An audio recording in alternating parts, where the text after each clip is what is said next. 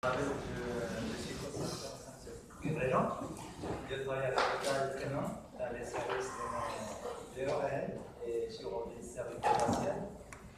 Et depuis quelques années, on s'intéresse au profil spirométrique de l'obstruction extrathoracique ou l'obstruction des voies digestives supérieures.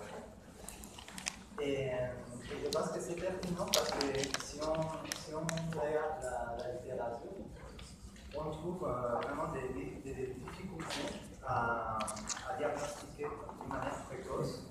Et parfois, on a des difficultés aussi pour évaluer la sévérité de la dyspnée inspiratoire. Et souvent, on trouve des confusions. On la diagnostique comme un asthme qui ne répond pas à la thérapie. On a la notion des sténoses laryngotrachéales chez les patients qui ont été en réanimation, intubés ou trachéotomisés. Aussi avec les troubles de la thyroïde. Et donc, cette difficulté à diagnostiquer cette dyspnée inspiratoire se confronte à que c'est une situation d'émergence vitale. Hein. Et donc, pour moi, c'est important de savoir faire un diagnostic différentiel. Donc, les causes plus communes, on les a déjà traitées brièvement. Donc, ce sont souvent des lésions post-intubation, des traumas, une mobilité des corps vocales après chirurgie de la thyroïde, par exemple, des tumeurs, la granulomatose et aussi la sténose idiopathique sur logique. Donc, les diagnostics différentiels. Je pense qu'il est compliqué parce qu'on trouve d'un côté des signes généraux, comme le tirage, que c'est commun à des atteintes thoraciques. Et après, toute une série de signes qui parfois ne sont pas présents, comme une descente de saturation, ou par exemple une paralypnée. Normalement, on parle de la triplette paralypnée, tirage, cornage, comme la caractérisation de ces dyspnées inspiratoires, mais la paralypnée n'est pas toujours présente. Et le cornage, c'est quelque chose de très spécifique et il faut l'avoir vu, surtout il faut l'avoir entendu pour pouvoir identifier. Donc, après, on a des symptômes associés qui complètent le tableau et qui peuvent nous aider. Et c'est surtout la dysphagie, la dysphonie, parce que ça intéresse les plans glottiques. Et aussi, il y a des choses qui peuvent nous servir de granule, et c'est les antécédents. Donc, un cancer ORL, une intubation ou une trachéotomie.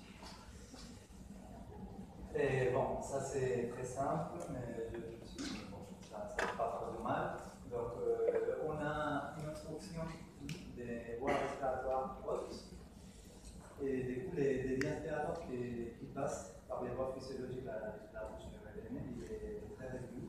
Et on peut arriver à une sévérité, à une obstruction telle qu'on peut être amené à faire une trachéotomie, que c'est une des manières de contrôle des voies respiratoires. Ce qu'on a fait, nous, dans cette étude, c'est mesurer les débits inspiratoires juste avant la trachéotomie. Et pourquoi les débits inspiratoires de pointe? Je reprends un peu mes diapos d'il y a 2 ans, presque. Donc, je parlais que les débits inspiratoires de pointe, ils corrèlent bien avec les obstructions extrathoraciques. On les voit bien ici avec une étude de Muraille, qui c'est une des références. Et maintenant, avec l'apparition de l'InCheck, cet débitmètre portatif, et c'est facile d'avoir un débit inspiratoire de pointe, c'est un peu facile. Quand les courbes débit-volume, ils ne paraissent pas adaptés, parce que ce sont des patients qui sont en détresse respiratoire sévère, qui parfois arrivent en catastrophe, et on doit penser que ça ne va pas être facile d'avoir 3 courbes de volume de qualité. C'est pour ça que simplifier avec les pifs, avec les illustrateurs de points, est intéressant parce que les pifs, c'est un bon représentant de la phase inspiratoire de la courbe. Donc, on a eu 22 patients depuis 2011 jusqu'à 2015 avec des pertes de données énormes. Parce que voilà, c'est aussi la situation en urgence. Parfois, ils vont au bloc opératoire d'écran, ils ne passent pas dans le moment des soins. Et du coup, on a perdu énormément de patients. C'est pour ça qu'on a appliqué 22. Donc, on a fait les tests 3CCI, on a enregistré les meilleurs juste avant la trachéotomie. Et les caractéristiques de nos patients, c'est la plupart des hommes. Et les choses importantes, c'est qu'encore 40% sont des cancers en cours de traitement ou des nouveaux cancers. Et un autre 40% sont des récidives. Donc, ces patients, ils arrivent soit aux urgences, soit aux consultations ORL si c'est un patient connu par les services. Donc, après, voilà, 3 tests, on garde les meilleurs.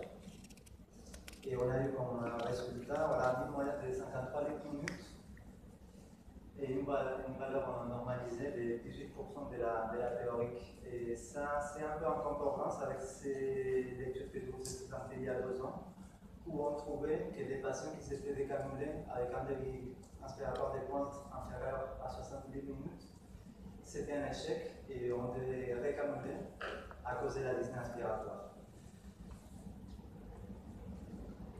On continue avec les résultats. Là, on a des valeurs extrêmes de l'extraction. Seulement pour l'anecdote, par exemple, des valeurs extrêmes qu'on a à 5 minutes, qui correspond à presque 35% de la valeur théorique. C'était un patient qui a cette dyspnée inspiratoire, il était en récidive et il fallait ajouter une attente thoracique et il a écrit une pneumopathie d'inhalation. Donc, peut-être on peut expliquer ce débit des pointes plus élevé parce qu'il y avait voilà, une dyspnée majorée par un problème intrathoracique. Et voilà, on a beaucoup de limites dans cette étude, mais on considère qu'elles sont des valeurs très importantes à niveau clinique, à niveau pratique. On a essayé quand même de les publier. Mais effectivement, voilà, et parfois ils sont liés au test. C'est un test maximal et volontaire. Et donc, déjà, les patients ils doivent prendre les tests, ils doivent être en état de faire ces tests. La population est très réduite, à peine 22 patients. Et on n'a pas évalué la dyspnée ressentie par les patients. Ça, c'est quelque chose d'important. Et évidemment, on n'a pas de contrôle.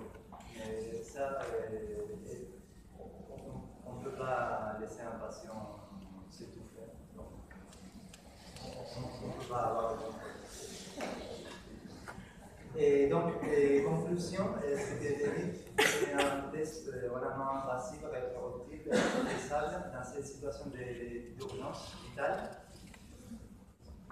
qui peut aider à la prise de décision de pratiquer une trachéotomie en urgence. Mais pour nous, avec les reculs, il est complémentaire à l'examen clinique.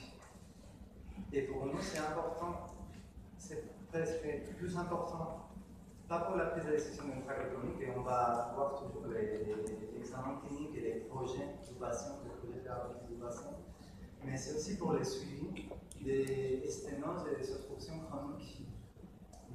Donc là, on essaie d'établir un seuil où on sait que la détresse respiratoire il va être imminent. Et donc ça, pour le suivi des patients chroniques, on trouve ça très intéressant et en plus avec beaucoup plus d'utilisation, comme par exemple voir la réponse au traitement, un traitement par exemple de corticoïdes ou d'adrénaline. On peut monitoriser